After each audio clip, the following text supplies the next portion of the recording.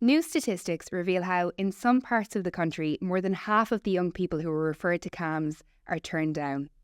In 2020, 28% of the referrals to CAMHs were refused by the HSE, but so far this year, the percentage of applications refused has risen to over 40%.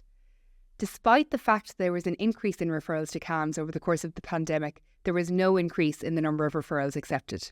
In the first half of this year, 55% of children and young adults who applied to CAMHs in South Tipperary, Carlow Kilkenny, Waterford and Wexford had their referrals refused. This is despite the fact that, in some cases, GPs may have strongly advocated for the children to get help from the specialised mental health service. And in Cork and Kerry, around 52% of referrals have so far been refused this year. Cork and Kerry has the highest waiting list for CAMHs in the country, with recent figures indicating that almost 1,000 children and young adults are still waiting for mental health supports. Figures on the numbers of referrals refused and accepted were released to Mark Ward, the Sinn Féin spokesperson for mental health. Mr. Ward said that this was another example of young people trying to access CAMHs not getting the uniformity of care.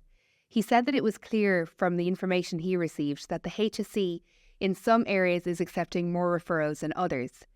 He said that there needs to be consistency of care across all CAMHs services. The HSE said that CAMHs is a specialist clinical service for people under 18 with moderate to severe mental health difficulties and that it's not for everyone. The HSE said that every effort is made to prioritise urgent referrals so that young people with high-risk presentations are responded to as soon as possible. According to the HSE, this is often within 24 to 48 hours. The HSE said that this may impact on wait times for cases that are considered by a clinician to be less severe. You can read more about this story on independent.ie.